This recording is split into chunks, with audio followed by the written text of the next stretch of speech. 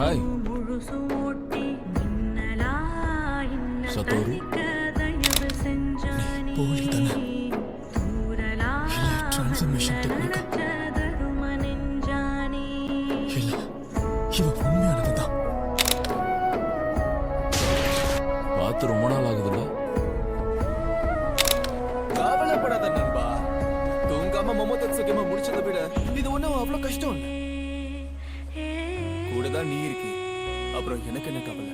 ஒருத்த வாடாவான் மற்றொருத்த போர் செய்வான், ஒருத்தன் கர்ஜன ஒருத்தன் கல்லண